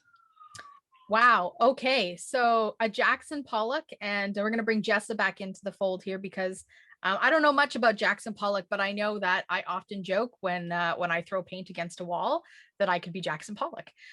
So Jessa, tell us a bit about Jackson Pollock and about this painting in particular. What can you tell us? And folks, if you have questions about this particular painting, please go ahead and raise your hands and I will acknowledge them shortly. All right. So yes, your joke, Amy. So many people make jokes about that, like throwing paint, splattering paint. So I always encourage people when we're talking about art is have your own experience, definitely, but also ask what was happening at that time in history? Why would someone make this at that time in history? So 1950, most people are coming out of the Second World War. Lots of realistic art has happened for a very long time. And modern art and abstract art is happening in different ways. So this is definitely an artist trying to be abstract, break the rules, make painting in a way that no one has seen before.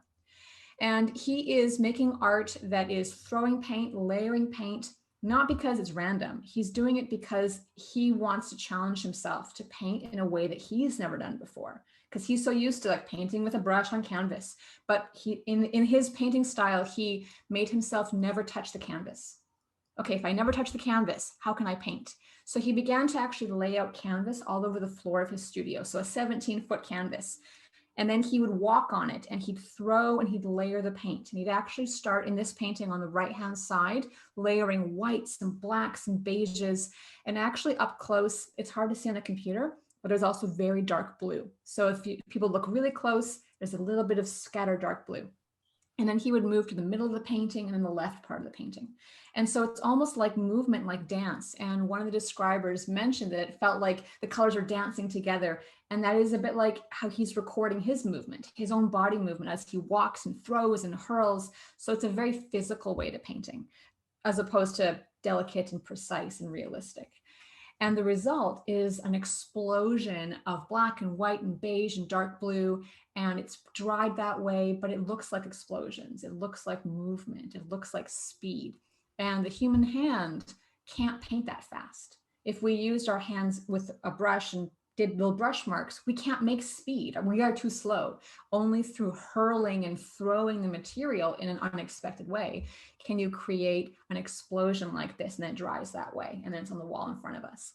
So I sometimes describe Jackson Pollock paintings like if a star exploded and you could freeze time and you could freeze the explosion in front of you. That's a bit like what is happening with his paintings because the paint is moving so fast. And so I love the way that people have described all their responses to looking at this. And there's more I can say, but I would love to call on maybe Sharon. Let's take a few hands. Yeah. Before we do that, I just want to there's something that you said that really solidified and resonated, which is that Jackson Pollock wanted to paint without ever touching the canvas. And that is something I had never thought of before.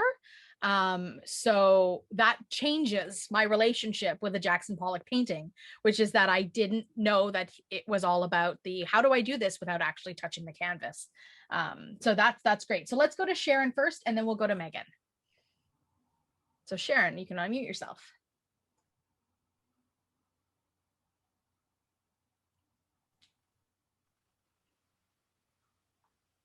Are you with us, Sharon? You're still muted. Maybe while we're waiting, I'll just read from the chat. Karen says, to me, Pollock's autumn rhythm reminds me of ballerinas dancing on points. Another good analogy. Thank Oh, you. that's beautiful. Hi, it's Sharon. Am I Oh, we got unmuted you. now? Yeah, we've got you. We got So you. sorry. Easier said than done, I think. So is this in the Metropolitan Museum of Art in New York? Yes, it is. It's one of the biggest ones, and yeah, it's at the Met. Yes, I've had the opportunity of seeing it live and in person, and it's seeing, that's in quotes, as everyone knows. But Sharon, what was your experience when you witnessed this painting? Did you have somebody describe it to you, or what? Yes, I did. Because we're lucky enough at the Metropolitan Museum, they do. Oh, Sharon's accidentally muted herself again. It sounds like you were saying that at the Met they were doing describing. There we go. Technology is great when it works. I'm sorry, I get No so worries. excited. Yes. Yes, they have audio described, and one day they like really just focus on this painting, and it's right. Did you said it was huge, or one of the describers said it was bigger than a basketball. What it it's very Basketball tall, it's player, yeah. very wide. It's quite amazing. And I think I'm pretty sure this is one of them. He also, when he painted, there's the occasional cigarette butt in the painting. Yep, yep. Which is really like, he didn't want to touch it with his hand, but there's clearly evidence of human, interaction. And it is very, all the different poet. I liked, because having seen it, I thought the descriptions were wonderful, because it's like jazz, you can hear the painting when you're in front of it. It's quite amazing. Oh, that's It's quite lovely, amazing. Sharon. But this was very exciting. So as you were describing it, I know this painting. Very cool. I kind of want to jump beautiful. in on that one, because I thought I had the same thought of it sounding like jazz. And I thought it was sort of interesting because I'm a musician, and I thought, oh, I'm just responding to the title because it's autumn rhythm. No. I was responding to the second part, but a lot of people in their descriptions responded to the first part of the title. Yeah. And I think he may actually have, I'm not listened to jazz when he painted it, but it's quite wonderful. So great job. Thank you. Thank you, Sharon. We've got a lineup of hands, so I think we'll go to Megan next for your question, Megan.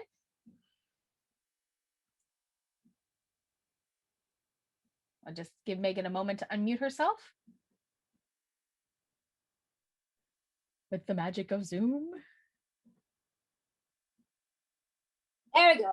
There we go. I really liked it. Kind of like you're walking through a forest of colors. That's kind of neat, But the question is, when he walks on the canvas, didn't he get himself all painted? Like he starts to walk on the canvas, like he goes on the ground, and he starts doing arm movements and leg movements with paint. Does he actually step on the paint as well when he? And what might he have been? And Jessa, what might he have been using to distribute the paint? So his hands or glass he was walking all over the canvas. A lot of painters have painting clothes because you're going to get messy, especially if you're doing a very physical painting like this where you're stepping on everything.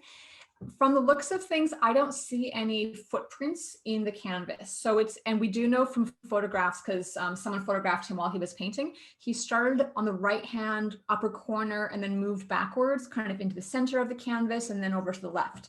So he can move back and not get paint all over himself. But what he was doing is he'd have the bucket of paint, he'd have paint brushes, he'd be dipping the paintbrush in the bucket and then pulling it out and then flinging and hurling and splattering. So he was using a brush, he just wasn't touching it to the canvas. And then sometimes he was also throwing paint out of the can or the cup perhaps. So whatever tool he could use to fling paint onto the canvas. So he would get messy himself, but I don't see any footprints. So I don't think he was actually. Okay, thank you. Good question. Thanks, Megan. We've got another question, another hand, I should say. This one's from a phone number that ends in 323. So I don't know who this person is. Maybe they can tell us when they. It's a 416. Unmute them 6. If you've got your hand raised and your number ends in 323, you're up on the docket. There we go. We got you. Hi there. It's Myra. Oh, hi, Myra. I find this painting absolutely intriguing. Some of my questions have been answered, but I'm wondering if you looked at this painting when it was on the floor, and then you look at it when it's on a wall, does it look, you get a different feeling, different perspective? I think you would, because if you're standing on it, you can look at it stretching in front of you as big as a pickup truck. And then if it's on the wall in front of you, I'm not sure how close you can get to it right now, but people can sometimes stand in front of a Jackson Pollock so that it fills up their whole vision. And then it feels like the explosion is just taking up all your senses. So I think both feel chaotic, both feel intense, or explosive in different ways, but I think having something just right in front of your face does feel different than having it below your feet. But it would be interesting to kind of experience it both ways, I think. Yes, I'd love to see it as a floor covering.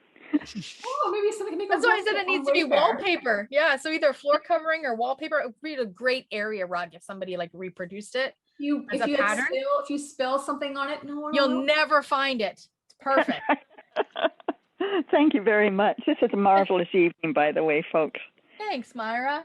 Tilo's got a hand up. And I think we have a question in the chat as well. So let's go to Tilo and let Tilo unmute himself.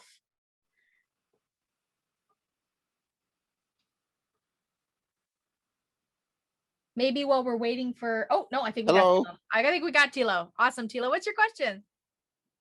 It's just a comment. I wasn't sure about the describing part of how you're going to describe these paintings, but I found it very interesting from different perspectives of different people. And I also wanted, long time ago, I wanted to see that painting of the canoe. I've heard it many times described on the radio and stuff, but I thought this was interesting. And the first one, I think the Mona Lisa. Yes. I found that interesting. And the one thing about, I think they describe about the eyes that look like they're looking at you from a different angle. My sister had a painting done of her, and the artist made it look like she was 16, even though she was about 25 or 30. And he painted her eyes in such a way that didn't matter where you moved, it looked like she was following you in her painting. And I've seen this in a few other paintings back in the past. And I guess it's a certain kind of way of painting. And I'm curious what they call that. I've heard that type of technique. Yeah, I've heard of that as well. I've seen it before. Maybe other people have heard of that or seen that in artworks. I'm not sure if it's a technique, but if they're using oil paint, because oil paint has a bit of a glossiness to it, it can make it look like it's actually a moist eye. And so that might add to the realism of the eye. And it could just be that the way they've painted it, the eye is just looking perfectly in a direction that you can still see it no matter where you are in the room. So it could just be a testament to that artist's really perfect realism with eyes that they're able to make it feel like. Yeah, but for her, it wasn't a water. It was a water painting. Watercolor? No, I wouldn't say. Acrylic? Not oil, but it was some other type of paint, almost not watercolors. A little. The brand was up higher, I guess, but it was really interesting. I think only twice I've seen it in paintings with the eyes look like, didn't matter where you move, they were staring at you or following you. If you're looking at the painting, you're moving and walking. It can give you an eerie feeling, or it can give you a very good feeling, depending how you feel at that time. Awesome. Thanks for sharing that, Tilo. You're welcome. There's a comment in the chat from Julia. Question says, did Jackson Pollock use any other techniques in his paintings, or are they more or less all abstract? Excellent question.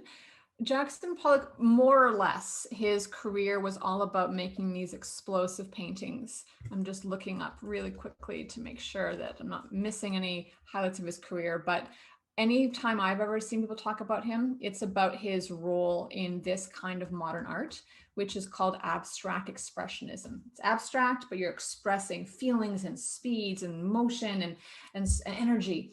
So that was his favorite part. He probably was trained to paint in other ways, like many artists were, but his career was really built on this brand new way of painting that was surprising in the 50s, and for a lot of people is still surprising now.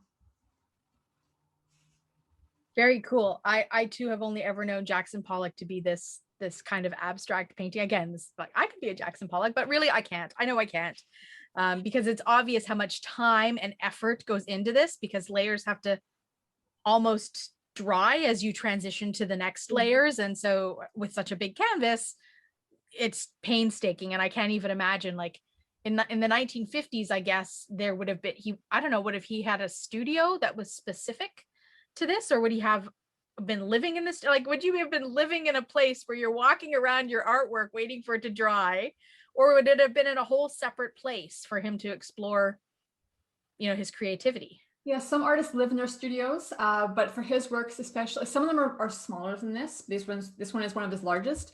But yeah, he had a studio space with paint brushes and, you know, probably ashtrays and all, and like work clothes and that kind of thing. And then they would be allowed to dry while he was working on other artworks. So yeah, I think he had a big studio space because you need a lot of space for massive paintings like this. And I could totally see a person like Jackson Pollock starting with a painting like this and then going, oh, I wonder if I could do, and then like your mind going to another, and it's like, oh, I got another idea for another thing, but it doesn't work with this one, and having multiple pieces on the go. Yes. Because I kind of feel like that's the way an abstract painter's mind would work, which is kind of like there's a lot going on at one time, and you know, squirrel. Right?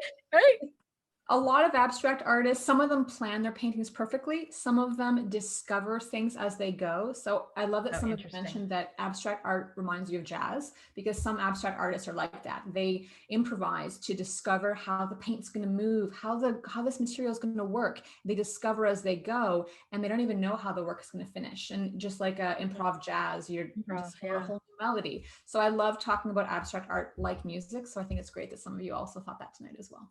I'm inspired actually as an artist myself. And again, I'm mostly an actor, but I do have, I have been dabbling in some kind of paint techniques over the last couple of years to put on some kind of music that makes me feel a specific way and just play with paint and canvas and see what happens. Like you said, explore, because there's no sort of right or wrong way for that to turn out. It's, you know, an expression that you want to share on a canvas. So Jessa, anything else you'd like to highlight for us about Jackson Pollock? Because I'd love to just give our guests the opportunity to talk about how this whole project made them feel this evening. So if you've got some last things you want to share about Pollock.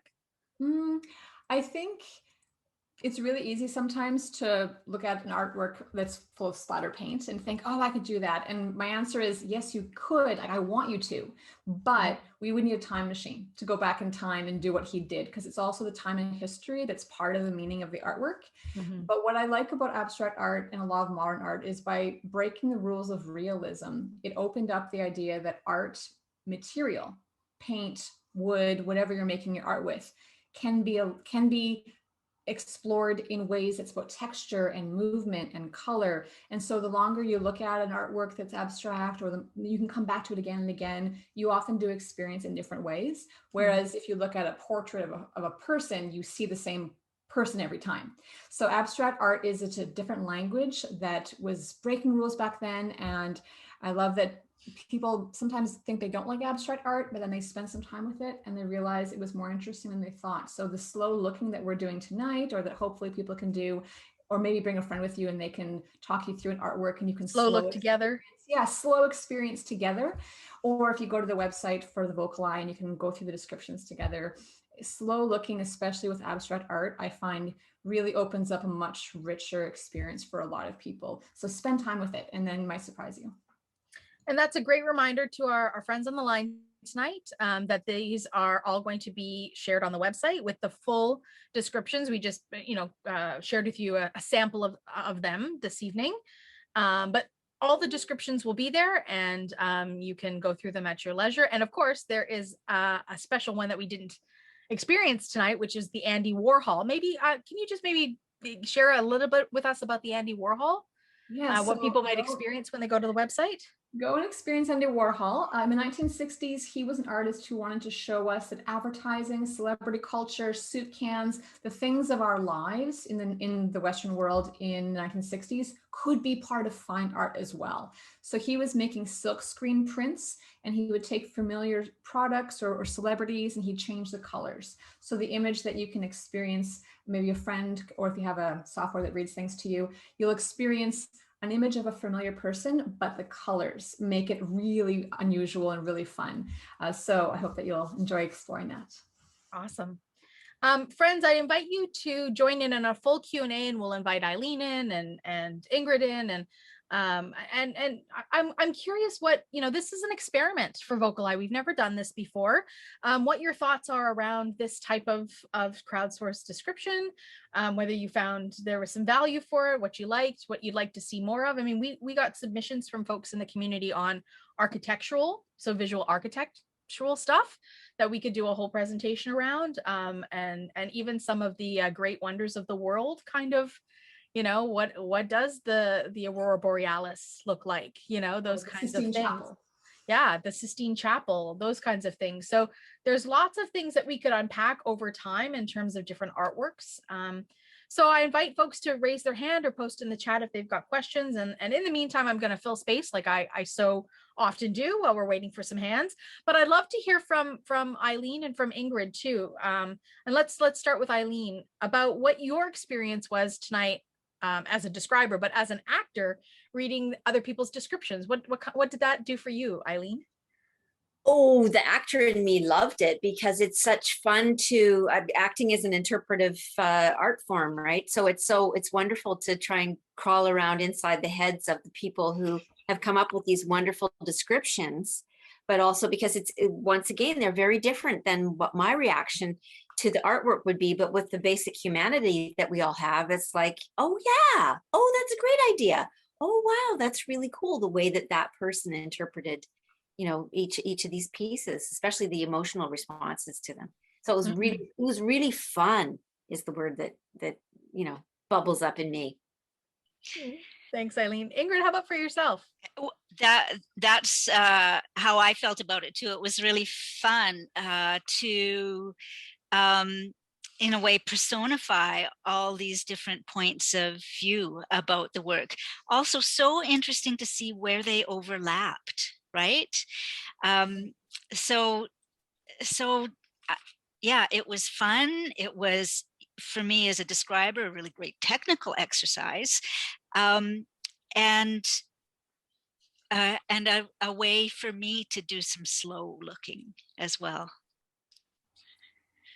I love that. And that's sort of my next question to everybody, to the group, if you want to jump in, is, obviously the tool of description is used for folks that are blind or partially sighted, but what is the value of that for sighted folks? So Jiten, let's start with you because Jess is the curator and she knows way more about art than probably anybody in this space. But what's the value for you as a sighted person when you encounter these descriptions as well? What do they do for you? And Jiten, you're muted. Yeah, I mean, I've definitely been one of those people who is guilty of spending 60 seconds looking at a painting. So I think just this whole project has made me think about how much more interesting it could be to go to an art gallery and have a conversation with people in front of these works, because they're often pretty quiet spaces, and yeah, I think that's what I'm coming away with is how much I'd like to get inside other people's heads while I'm looking at this stuff. Just a comment in the chat. Andrew says, really enjoyable evening. Thanks very much. So thanks for that, Andrew. Megan has a question too, or maybe a comment. So Megan, why don't you go ahead and unmute yourself?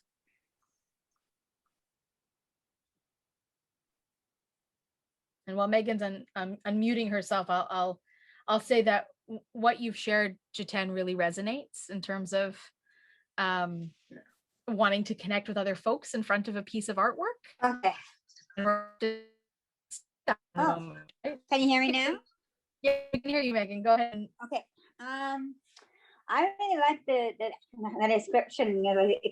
It's making me visualize like the Mona Lisa. You're going to a different time, a different like place. Like Italian. Mona Lisa's in Italian, and the canoe kind of remind me of I actually went canoeing once, and I went canoeing once, and it was quite neat. And the cow with the pearl earring was so funny. Oh my god, it's so wow, it's amazing. Oh, I love it. Megan, do you feel like when you're with circles of your peers and they're talking about art, or that you could engage in the conversation in a different way? When somebody says, oh, I went to the Louvre and I saw the Mona Lisa, and you're like, oh yeah, I know a bit about that. Do you feel like you can sort of get involved in conversations about art with Well, other I folks? haven't done that yet, but I do have a work that actually described it to me, but we really don't talk about it too much because we go to the next painting and then the next painting, you know. Yeah. Mm-hmm. Well, thank you for sharing your comment. You're so welcome. We've got a hand also from Louise. Okay, good. I'll get Louise to unmute herself. I think we got Louise. Hello, everyone. We got ya. Okay, I'm going to share really a very interesting thought. And okay. I came in tonight thinking, oh, am I really going to enjoy this? You know, I came in like, okay, let's see what they can do with art and make me see it through their eyes. Mm-hmm. And for the first time, I saw art through my eyes that I have not seen in person. I always used to love pictures. I loved things, but I could never see fine detail as a B2. When I lost my vision, the more my vision at 13, art wasn't an interest to me. So, I mean, it hasn't really been much because, you don't get the pleasure out of it. But tonight you brought pleasure into my heart. Especially the Mona Lisa, because I've always wanted to know what that sounded like. And I say that one and the last one. I can imagine doing that myself in a sense of, if you could think about it as a blind person, and I'm going to put an imaging in mind, standing and starting that painting. If you did one corner, worked along the top so far, came back and went back over it, we could do it. Because we could have a frame around that area. An area that, and we could work down the canvas that way. It was just an image that went through my mind as I was hearing it described, how big it was and the kind of art it was. It just made me think we could do it. Yeah. So it maybe is inspiring you to be creative. I guess so. But you're the creative one, Amy. So we're waiting for you to come out with one. Yeah, maybe one day I'll have a whole art exhibit of my own on this platform, but not anytime soon, Louise. I promise you that. You can do your art and just imagine doing your jewelry. It's true. So I just thought I'd give you a good laugh. So, no, that's really great. Louise, would you welcome us doing another project like this if it was what? I'm sorry, different? Because I didn't hear your last question because someone putting something in the chat. Would you be interested in more of this kind of experimental description? Yes, after tonight, I would be. We're also going to be doing about once a month. I'll be with Amy hosting an art event, looking at different exhibitions like this. And then maybe in the future, we can also do more crowdsourced, we'll see. But if you like tonight, then hopefully you'll come to our once a month art events as well. Well, after tonight, I'll at least come. Thanks, Louise, for sharing your comments with us. Nancy's got a hand up, so let's go to Nancy.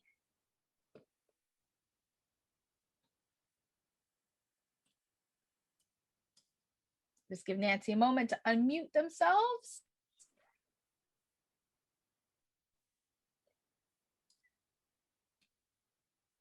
There's lots of posts in the chat in the meantime for folks saying, really enjoyable evening. Thanks so much. Thanks for a lovely evening. So lots of people this is resonating with them. So Nancy, have we got you? Oh, we got you, Nancy. Yeah, we can hear you. Yeah. Yes. Oh, I enjoyed it. I like the idea how you guys do that, because I've always gone to see people's artists and they always say, oh, can you see the art picture? I go, well, what am I looking at? And there's this picture of someone in the middle and all I see is black and white. That's all I see, circle, circle. But there is something actually there. But today I actually enjoyed it. That's great. What does it feel like, Nancy, to have different folks sharing different descriptions for you? Does it, You like, know, do you I resonate enjoyed with that. something from each description? I enjoyed that because I came in late because I'm planning our event for this weekend, and I got in at quarter after, so I really would want to see it again. And I heard that you can put it on again for us, or I can see it on a video. It'll be on the YouTube channel. Yeah. Yeah, I came in late, like I said, I'm planning our event for Choices and Gold this weekend. And when I got in, I go, oh my God, I never was an art person, but today you described it, it put me to the spot that I can feel what's in the picture. Jessa's celebrating in the background because her goal in life is to make art lovers out of everybody. I know Amy, you're joking, but that is my goal in no, life. I wasn't joking. I know it. It's like art is how we express and process and communicate and work through things, whether it's through music or through writing or dance or painting. And I know, working in this field, that it's easy to look at something and go, I don't get it, and you feel stupid. And I'm so glad that experiences like this can show that art is for everybody. Art can be understood by everybody. We all have different experiences. We can share them. We can talk about the artist's intent, yes, but we can also talk about your experience and my experience. So I'm really glad that tonight seems to be working, and we're seeing a lot of you are telling us that you're getting a lot out of this. Oh, I'm so happy to hear this. When I experience art, I tell myself to let go of what the artist's intention is, because I'll totally miss it. But that the artist's intention had to have been that this painting, this piece, whatever it is, invokes something in me. And that's like, the intent is, what does this do for you as a human being? And so that's how I experience art now, is through that lens. Jiten, I want you to share with us a bit about why this project. Well, I mean, this project was tasked to you for a reason, and it has to do with what you're doing with Adler University, right? There's a connection there. So maybe share with us a little bit about what your connection is to this project from that perspective, and what maybe the next steps are for you with this project, if there are any, on a professional level. I don't know. Sure. Yeah, so I think I mentioned before that my degree is in counseling psychology. So the link between that and what we're doing right now is not super clear. It's Adler University, which is a university out of Chicago, has a campus in Vancouver as well. They have a mission of social justice. So when we're in our first 2 terms of study, when we're in the preclinical phase, Adler sends us out into the community to do work at various nonprofits. And all sorts of different organizations, but it has to, in some way, work to promote social justice, equity. And I think that obviously a lot of what VocalEye is doing is in that vein. And this is just one more way of providing more access for people. And as far as what the next steps are for me, I mean, this is actually my last night with VocalEye on the behind the scenes. I might be on the other side of the digital curtain in the future. But yeah, as far as what I'm doing with this, I'm gonna make a PowerPoint presentation. I'm gonna tell my colleagues about it, and somebody's gonna give me a grade. So you have to come back to us at some point and let us know whether what your grade was, because now I'm so curious about how you grade something like this. I think we should crowdsource a grade for Jiten. I love it, Ingrid. I love it. Thanks everybody. I'd love to give you each just a space to make a final thought about tonight. As I know, we have some people that are joining us from 3 hours in the future, and so I want to respect everybody's time tonight. And we do have a raffle too, actually, to get to tonight. So let's go to Eileen first, then we'll go to Ingrid, then we'll go to Jessa, and then we'll finish with Jiten, only because it's your last night with us, Jiten. So Eileen, what are your final thoughts on tonight? I'm just so appreciative of getting the privilege to do this, because I haven't realized, and thank you, Jessa and Amy and Steph, how much I've been missing art and talking about art and learning about it. Because I like most of us, I think, feel like, oh, I'm no expert. I don't know, visual art's not my milieu, but I just feel like a sponge. I just want Jessa to keep talking and everybody to keep talking and soak it all up, because it's once again, it's another thing that I just feel like we've been missing so much. So I'm just so tickled to have gotten the chance to do this all with everybody tonight. So thanks. Thanks, Eileen. Ingrid, how about for yourself? Any parting words, impacts of tonight's experiment? Like to share? Well, I'm quite touched at how effective the work we've been doing has been. That it's enabled some of our audience to experience art in a richer way. And I'm just so glad to be a part of that. Thank you, Ingrid. It was great to have you being the voice of some of the description tonight. Jessa, how about for yourself? Maybe you can share with us what your impacts were on tonight, being your first opportunity to address our VocalEye crew, but also what previews what's coming up next with you for this platform. So I am reminded of how I miss doing tours at the art gallery, because there's no public tours happening right now at the Vancouver Art Gallery. But this reminds me of the tours we did with Vancouver-based VocalEye members. And it's so encouraging to see that when we just talk about art inclusively, that everybody of all walks of life can understand and feel part of it. So I'm just so encouraged and glad that everyone has enjoyed tonight, and we're going to do more like this.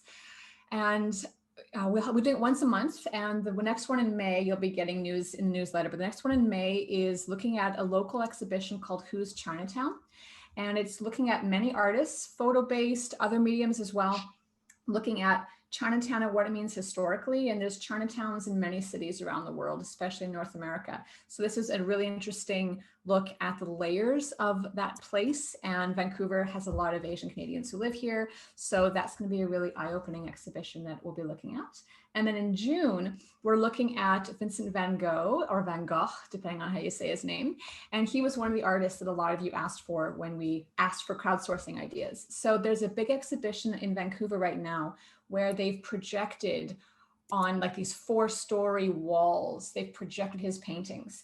And so I went there, I walked through the space, I took notes, I took photos. And so we'll be talking about Vincent van Gogh's paintings and what it was like to walk through that unusual exhibition where it's like you're surrounded by his art on these 4-story projected walls. So it's kind of like you're walking through a moving digital environment of Vincent van Gogh's paintings. So if you like Van Gogh, come in June. And if you're curious to learn about Chinatowns and layers of those cultural spaces, come in May. And I would say come anyway, because I promise it's going to be interesting, because all human creation has something to offer. So I hope that if you like tonight, that you'll come back to. I love that. I may have to borrow that. All human creation has something to offer. Absolutely. So I hope that you'll barring the beauty keep coming. Awesome. Yeah, we do. Folks have heard me say this all before, my housekeeping, but we do something different every Wednesday. And so, sometimes we showcase somebody who's an artist in the blind community. Sometimes we showcase something that was live streamed. Sometimes it's an audio drama. Sometimes it's an art tour. So we do all sorts of different things. And that's really sort of representative of the world that we live in and the kind of art that we have access to.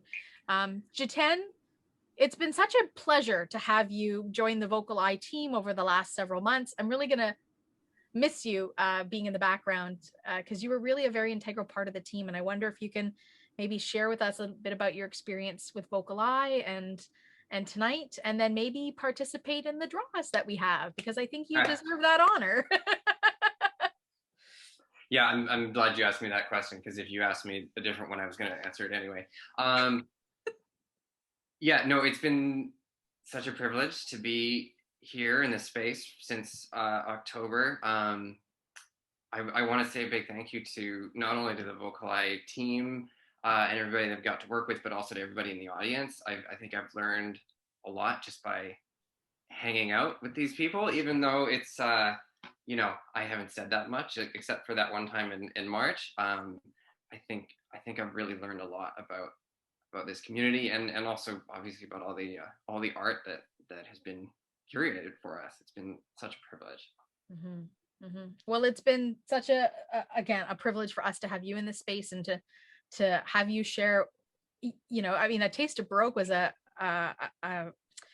auditory musical experience that I've never really understood much about, and you allowed me to experience that, and all of us to experience that in a very accessible way. So thank you for that. We have a draw. In fact, we have 2 draws. So let's just transition right into the draws. So Jiten, I'm going to get you to help me with the first draw. And because there are 2 tonight, and I'll tell you why. One of them is because we invited folks from the blind community to send us submissions of what kinds of things or artists or artwork that they'd like to be described. And they were all told they'd be entered into a draw for a $50 gift card. So that's the first draw tonight. And you don't have to be on the call to win this one. And my container for anybody who's interested is an empty Cheerio box. The cereal box, that's what I had for dinner tonight, folks. So Jiten, when you're ready, I don't know, what can you yell out? Yell out something arty.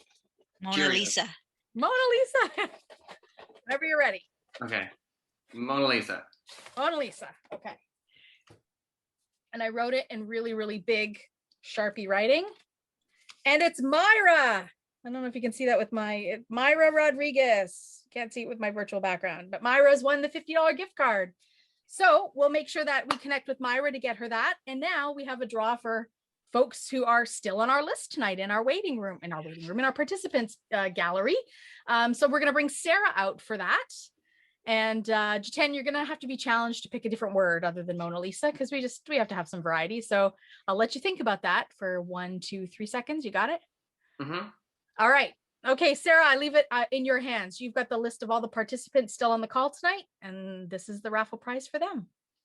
Hi, Jiten. I am ready whenever you are. Okay, you're shuffling? Yep. Okay. Canoe. Okay. We got Richard Green. Is Richard Money? I'm calling Richard Green Money. Is Richard still on the line with us? It looks like it.